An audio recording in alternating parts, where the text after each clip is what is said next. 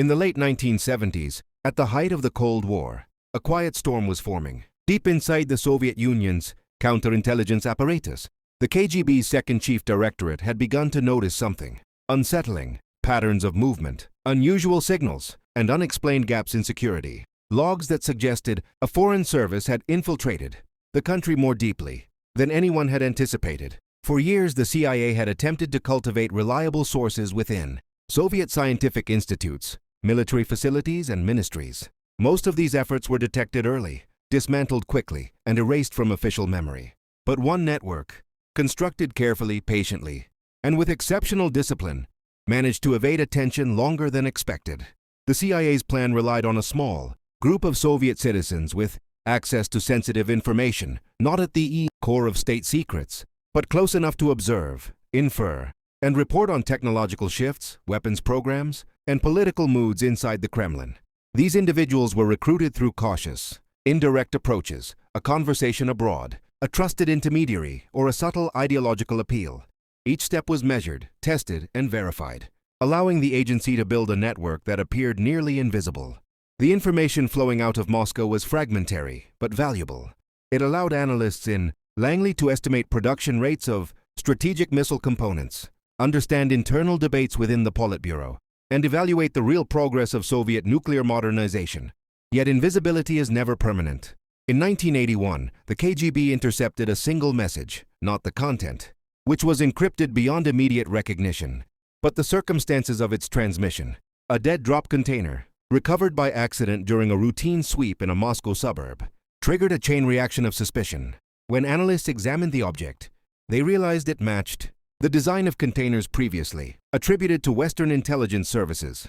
Plastic residue, scrape marks, and traces of foreign adhesive materials pointed unmistakably toward external involvement. The discovery was minor in appearance, yet significant in implication. Someone inside the Soviet system was communicating with an outside power. The KGB responded quietly.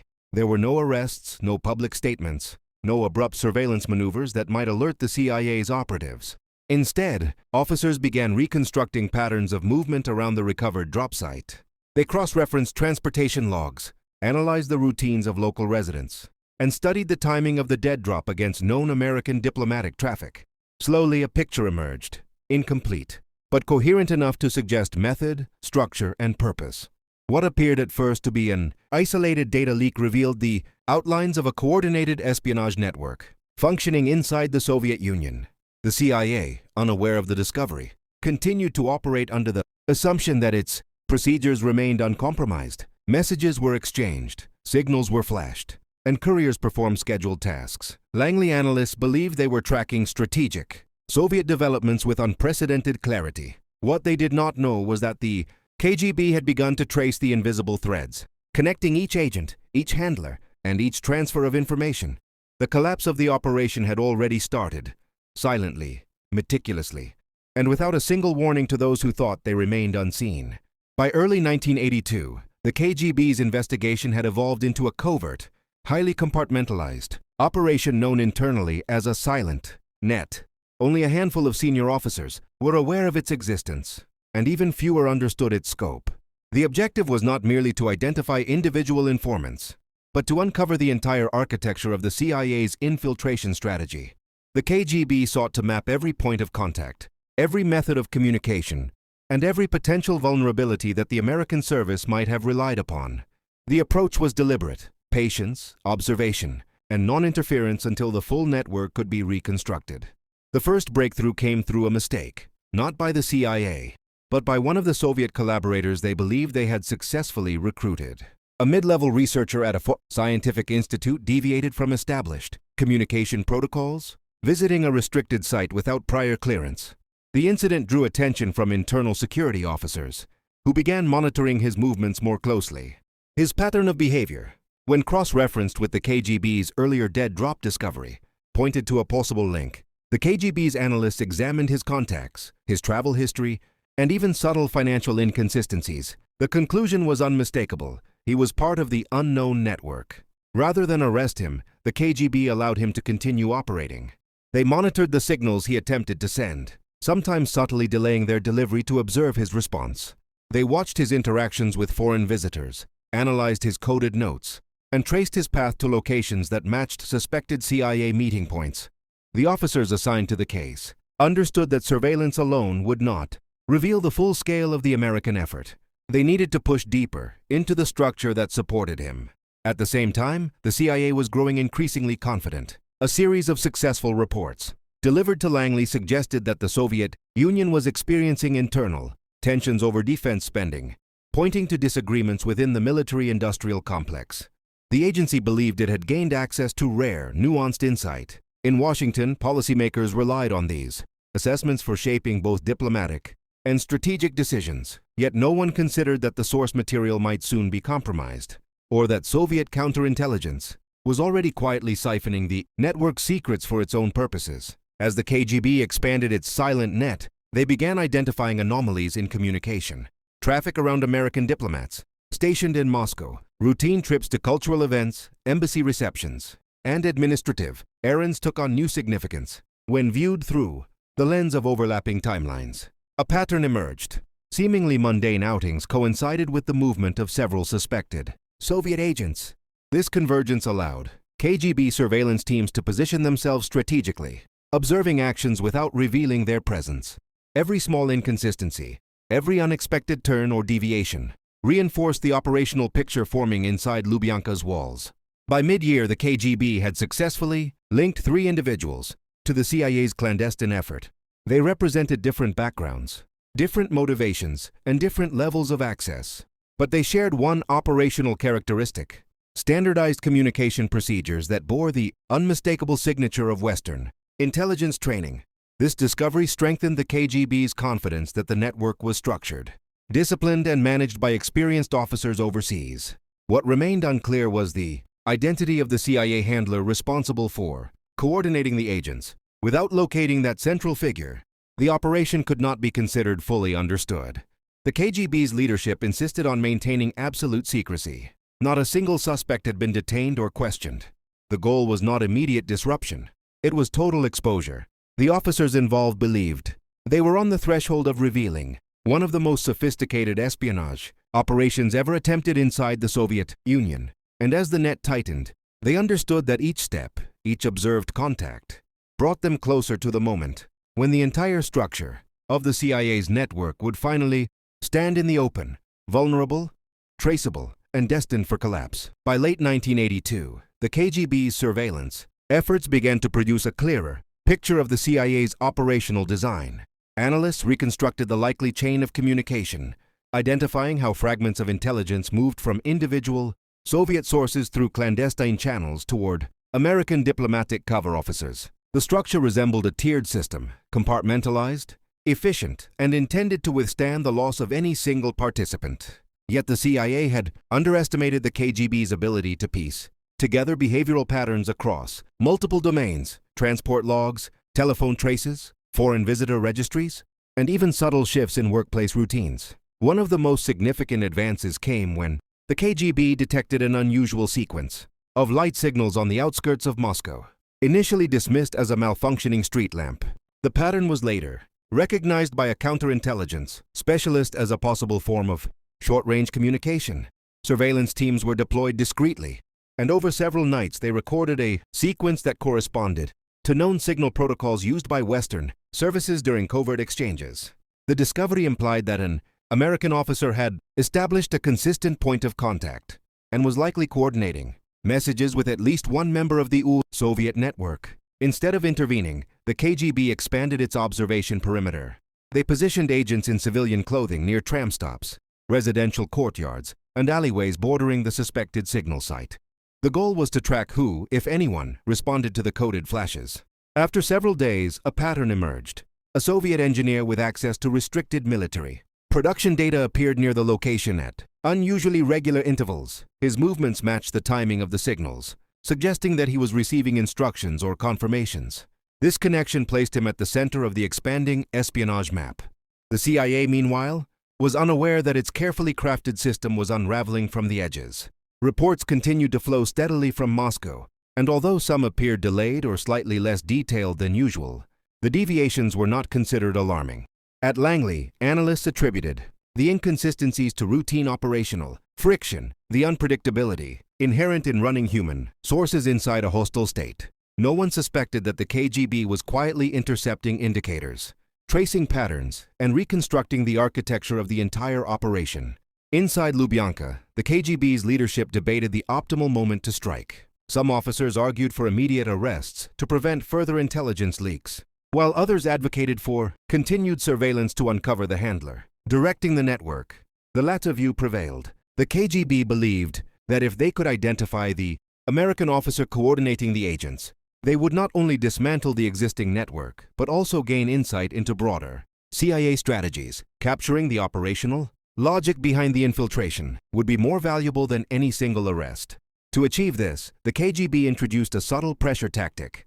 They manipulated certain environmental conditions around known meeting points, adjusting police patrol routes, staging minor construction near observation zones, and modifying traffic flows. These changes were not intended to block CIA activities, but to test how the handler adapted. Every shift in behavior, every deviation from routine, revealed something about the individual's training, experience, and operational priorities. Counterintelligence officers documented each reaction, feeding the information into an expanding analytical model. Gradually, the KGB identified a narrowed list of suspects within the American diplomatic community. One figure in particular stood out, a cultural attaché whose movements, while outwardly mundane, displayed a consistent pattern of brief, unscheduled detours at moments that corresponded to known dead-drop exchanges. His background suggested fluency in Russian, familiarity with Soviet society, and prior assignments in regions where CIA operations often disguised personnel under cultural or academic cover. Although no single piece of evidence confirmed his role, the accumulation of indicators pointed strongly toward him as the network's central coordinator. As winter approached, the KGB believed they were closing in on the decisive moment. The silent net had revealed connections among sources, communication points, and now, possibly, the CIA handler, responsible for orchestrating the operation. What remained was a final test, observing a full exchange, from signal to retrieval, without being detected. Only then could the KGB move with certainty, ensuring that when the operation collapsed, it would do so completely and irreversibly. In early 1983, the KGB prepared for the most delicate phase of the operation, capturing a complete, uninterrupted cycle of CIA communication. This would require the kind of precision that left no room for improvisation. Surveillance teams were rotated to avoid recognizable patterns. Equipment was replaced with upgraded models capable of detecting low-intensity radio bursts, and analysts refined their models predicting when and where the next exchange might occur. Every officer involved understood that the slightest miscalculation could alert the CIA handler, forcing the network to dissolve before the KGB could expose its full structure. The breakthrough came on a cold February evening, when a field unit detected a short, directional radio pulse near a wooded area adjacent to a tram line. The signal lasted less than a second, brief enough to be overlooked in normal circumstances but distinct enough to raise suspicion. Among trained listeners, minutes later a second pulse followed, matching frequencies associated with compact, standardized transmitters known to be used by Western intelligence for short-range communication. The KGB redirected multiple surveillance teams to the area, deploying them in concentric layers to monitor all potential approach routes. Within an hour, the figure of the suspected American cultural attaché appeared near the tram stop. His behavior, although outwardly casual, revealed traces of operational caution, pausing to adjust a glove, turning slightly to observe reflections in a shop window, walking at a rhythm inconsistent with typical pedestrian flow. These subtle signals were not proof of espionage on their own, but their alignment with the timing of the radio pulses created a convincing operational picture. The KGB monitored him as he proceeded toward a concealed location near the woods, where microsignals could be transmitted or received without attracting attention. What followed provided the KGB with its clearest insight yet. At the far end of the wooded path, a Soviet engineer, the same individual, previously linked to the light signal communications, arrived shortly after the attaché departed. His steps were quick, purposeful, and directed toward a cluster of trees where officers believed a dead drop might be hidden. From a distance, KGB observers recorded him retrieving a small object, pausing to inspect its surface, then concealing it within his coat before returning to the tramline. The object was not intercepted on this occasion. The goal was to observe, not intervene. But the sequence, captured in full, confirmed the operational link the KGB had been seeking. Inside KGB headquarters, analysts dissected the event. The timing, route selection, and communication pattern all pointed toward an orchestrated meeting designed to minimize risk while transferring classified material. With this confirmation, the KGB began constructing a dossier that outlined every known movement of the American attaché over several months. Travel logs, social engagements, and diplomatic functions were mapped onto surveillance data, revealing a network of subtle but deliberate detours. Each detour aligned with known or suspected meeting points used by the Soviet agents. The CIA, meanwhile, sensed none of what was unfolding.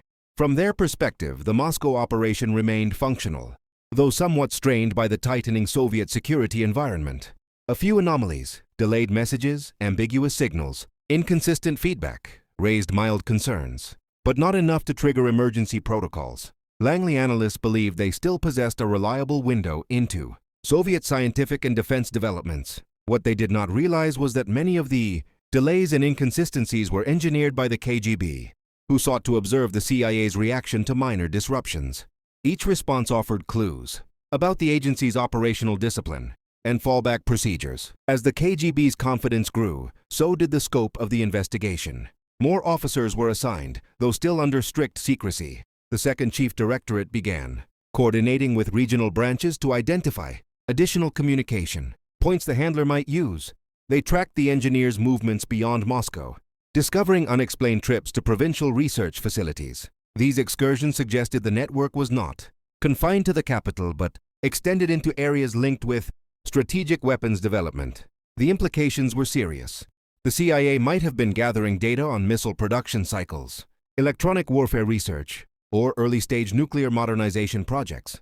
The KGB leadership recognized the gravity of the situation. They were no longer dealing with a small cluster of informants but a structured operation, potentially capable of influencing geopolitical strategy. The decision was made to prepare for a coordinated strike that would neutralize the network in a single, irreversible action. But before that could happen, one final objective remained: identifying every peripheral actor who might support the operation. No loose ends could be allowed to escape. The collapse, when it came, had to be absolute.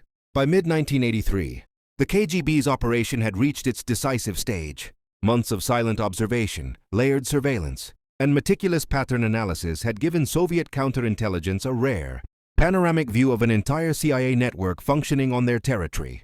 Every key participant had been identified, every communication method catalogued, every meeting point mapped. The only task remaining was to bring the entire structure down without alerting a single operative before the moment of arrest. It required coordination across multiple directorates, regional offices, and specialized units, all operating under the strictest secrecy.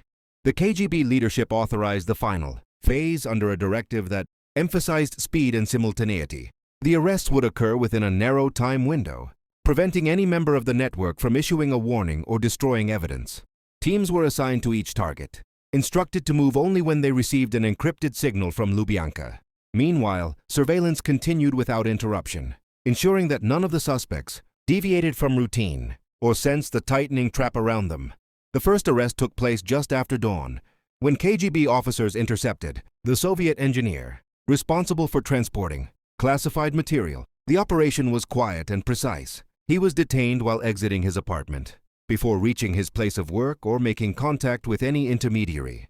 Within minutes, simultaneous arrests unfolded across Moscow, at a research institute, an administrative office, and a residential neighborhood where a low-level courier lived. Each suspect was isolated, questioned separately, and denied any knowledge of the others. The goal was not only to collect confessions, but to prevent communication that might distort the investigation. At the same moment, attention shifted to the suspected CIA handler. Because he operated under diplomatic cover, the KGB could not simply detain him without triggering an international scandal. Instead, they implemented a strategy designed to sever his operational capabilities without immediate confrontation. Surveillance teams recorded his movements, while diplomatic channels quietly prepared formal complaints regarding activities incompatible with diplomatic status. The CIA officer, unaware that his network had collapsed, attempted to send a scheduled signal later that week. The KGB intercepted it, analyzing the content and logging it as further evidence before allowing the embassy to receive a subtle but unmistakable warning that the officers' activities were under scrutiny. Within days, the Soviet Ministry of Foreign Affairs delivered an official note to the U.S. Embassy, declaring the attaché persona non grata. The expulsion was sudden, framed as a response to unspecified violations. For the CIA, the message was clear: the Moscow operation was compromised. But the scale of the collapse was not immediately evident. Only after internal debriefings in Washington did the agency begin to understand the depth of the exposure. Reports ceased entirely, communication channels went dark, and every attempt to re-establish contact with sources failed. It became apparent that the KGB had dismantled the network not piece by piece, but in a single coordinated movement. Inside the Soviet Union, the aftermath unfolded in quiet, controlled stages. Several arrested individuals faced trial behind closed doors. Others cooperated in exchange for reduced sentences, providing details about recruitment methods, communication protocols, and the motivations that led them into clandestine work. Their testimonies confirmed what the KGB already suspected. The CIA had invested years into cultivating a network designed to monitor Soviet weapons development, internal political dynamics, and strategic decision-making. The operation had been ambitious, methodical, and, until its exposure, unexpectedly resilient. For the KGB, the successful interception and dismantling of the network became a case study in counterintelligence precision. Analysts documented each phase of the investigation, creating internal reports that would later shape Soviet approaches to foreign espionage for the rest of the decade. The lessons were clear: no operation, no matter how carefully constructed, could remain invisible indefinitely. Human behavior always left traces, and disciplined observation could reveal even the most concealed structures. By the end of the year, the CIA had withdrawn or reassigned several officers associated with the Moscow station. The agency conducted its own internal reviews, attempting to determine how the network had been exposed. Some attributed it to operational errors, others to the increasingly sophisticated capabilities of Soviet counterintelligence. Yet the conclusion shared quietly among analysts was more sobering. The KGB had simply outmaneuvered them. The collapse of the operation marked not just a tactical loss, but a strategic reminder of the risks inherent in penetrating one of the world's most tightly guarded intelligence environments. The Cold War would continue, with new operations replacing old ones. But this episode entered the unofficial histories of both services. For the CIA, it was a cautionary tale. For the KGB, it was a quiet triumph, a demonstration of methodical, relentless counterintelligence work that had turned a concealed American spy network into a fully exposed, irreversibly dismantled system. In the shadows of global rivalry, it stood as one of the clearest examples of how information, patience, and precision could alter the course of clandestine conflict.